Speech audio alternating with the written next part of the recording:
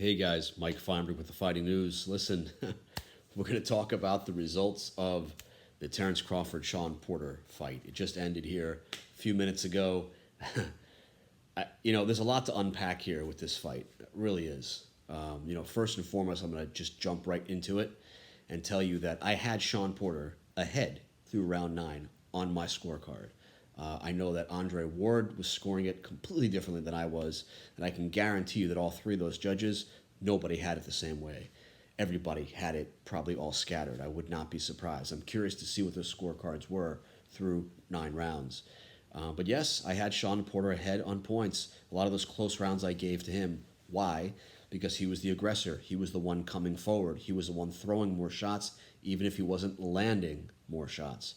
But for the most part, he was landing 2 or 3 more than Terence was almost every round, especially early on. Terence really just wasn't getting into his groove at all. It wasn't until round 10 when he felt he had Shawn hurt that he finally did everything that people thought he would have done from round 1. So yes, I had Shawn ahead, even with a couple of knockdowns in round 10, which he clearly was okay from. If he had bounced back up and, he had continued on for the rest of that round and taken that 10-7 round, rounds 11 and 12 would have dictated really the result of the fight completely. If Shawn could have won both of those fights, or both of those rounds, there's a good chance he could have gotten close enough to a decision, if not a draw. Didn't happen that way. Why? Because Shawn's father, Kenny Porter, stopped the fight. I couldn't really make out what he was saying after the fight when he was being interviewed because there was a lot of noise around me at that point in time. But what I gathered from what he said something to the nature of, that Shawn was behind in points. There was a deficiency, and because there was a deficiency and he was behind in points, that he didn't see any reason to continue the fight, which has got to be the stupidest fucking thing I think I've ever heard. You're behind in a fight on points, so you don't let it continue? A championship fight with the caliber of somebody like a Shawn Porter, who's capable of knocking people out and damaging people, striking people, coming in and just giving it to him. Because there's a deficiency and you're behind on points, that's why you stop a fight? Not because his fighter was in trouble. Not because he was injured and couldn't continue, but because there was a deficiency and he didn't think he'd win on points should the fight go 12 rounds. What the hell does that mean? So obviously Kenny Porter has no business in the boxing world. He doesn't belong there, and it's too bad that he was Shawn's corner for the round. Look, I know Shawn loves his father. He has the utmost respect for him. Kenny Porter's brought Shawn Porter all the way to where he is today. Sometimes it's just time to change corners. If he had the right corner there tonight, things could have gone differently. Would he have won? Who knows? He might have still lost the fight, but everybody would have been entertained for a couple more rounds to see how it would have gone down. And Shawn Porter, who had never been stopped in his 37-fight career, would not have been stopped again tonight. But now he is, and now he has been stopped. Now he's fought and lost to the Elite 3 of the welterweight division. What does that mean? It pretty much means that at this point, people are going to look at Shawn as a measuring stick. But if they think he's dangerous, they won't fight him at all, and he probably won't find another fight very quickly. And it's unfortunate. It's too bad because he could have made quite a bit more money continuing on in his career. Now, who knows how that's going to go down. So, that's as far as that fight went. But, I got to say, the fight started out sluggish. I was expecting a more high-octane, high-output type of fight. I was expecting Terence Crawford to switch between orthodox and southpaw throughout the fight. I was expecting Terence to throw more angles on him. It wasn't until the mid-rounds that he finally got into doing it. And then when he did, Shawn quickly adjusted. And it's got to be somewhere around round 6, that you can actually see Shawn adjust. And he knew Terence was going to throw an angle when he turned. And Shawn rotated around Terence's right foot to avoid the angle. So he sort of cut off the angle, didn't allow it to happen. So I thought that was pretty clever because I don't think I've ever seen anybody that Terence has ever fought step around his foot and actually cut off the angle like that. So, Shawn being who he is, being as great of a fighter as he is, he knew what to do. So it could have made out for a great couple of extra rounds. I know I keep repeating myself, but, at this point, will there be a rematch? No, I'm sure there won't be a rematch. These guys aren't going to square up again. Terence is going to move on to other things. Obviously, the fight that everybody wants to see now is going to be Terence Crawford and Errolspencejr. Spence was sitting ringside. He visibly shook his head in disgust when the fight was stopped. You can clearly see that he didn't agree with it, like pretty much 100% of the people who watched the fight didn't agree with the stoppage at all. These guys are fighters, they're warriors. You don't just stop fights just to stop fights. So, especially when it comes to, because he's behind on points. So anyway, I'm sure Errol will shake that off and he'll kind of move on to, do I fight Terence Crawford next? Can we make it happen? Can we cross lines and get this fight that everybody wants to see and get it together? Obviously that would be a great fight for him. If for some reason that can't happen, it can't take place right away, Terence Crawford has mentioned, he might want to step up to 154 because there's some fights that he could take out there. But there's some other fighters he could fight at 147. He wants to stick around, Where's Keiththurman been? I don't know. But he's around somewhere. So why not a Terence Crawford, Keiththurman fight? I mean, Keiththurman supposedly beat Shawn Porter, although I don't agree really that happened either. But Terence Crawford, Keiththurman could be a pretty good fight. You got a Keiththurman who's a little bit lengthier with a longer reach than Porter. And their fight styles kind of match up pretty well against Crawford and Thurman. So that fight's there. Danny Garcia still hanging around 147. A fight with Terence Crawford and Danny Garcia could be a good matchup as well. There's some other up-and-coming guys. You got a guy like, is it Virgil Ortiz, I want to say, that's stepping up at 147 that, could probably give Terence Crawford a good run for his money.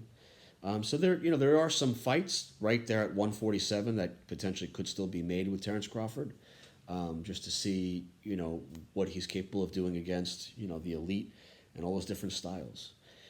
If he does step up to 154, sure, there's a lot of fights out there for him too. Terence Crawford has got a very long career ahead of him, many, many more years. I just hope at this point that Shawn Porter will opt to continue on fighting and hopefully not just become a measuring stick, but he'll be able to get some good wins under his belt, from this point forward and put himself back into contention, really. I mean, he's a 2-time world champion, and he can easily become a 3-time world champion. Look, everybody had him ranked as the number 4 welterweight in the world right now. So we're talking about him behind the 3 champions. And, if that's the case, look. And don't forget now, you still have yordenisugas, who beat Mannypacquiao, now has a WBA strap. And Ugas obviously, proved what kind of fighter he is against Pacquiao, which, many fight fans already knew what he was capable of doing, especially when he had gone 12 rounds with Porter. And a lot of people thought that Ugas had beat Porter in that very close, narrow margin loss that he took to Porter. So Ugas and Crawford, Crawford and Thurman, Crawford and Garcia. I mean, there's fights there. So I guess it remains to be seen how it's all going to go down. Of course, everyone wants to see that main fight like we talked about, Spence and Crawford. Will it happen? I guess we'll just have to wait and see. So, congratulations to Crawford on his well-deserved victory. Again, he started out slow, but he did find his way and eventually make his mark later into the fight, especially including that last round when he thought he had Porter hurt. So, good job to Bud Crawford. And Shawn Porter, don't go anywhere, my friend. Don't go anywhere. Boxing will not be the same without you. We need somebody just like you to continue on in the sport. So please don't leave. Stick around for a few more years.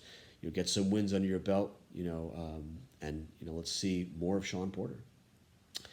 So that's it as far as fight night's concerned for tonight. The only other thing I was going to mention real quickly was, I'm sure by now everybody's heard that Canelo Alvarez is stepping up to cruiserweight right now and is going to take on the WBC cruiserweight champ.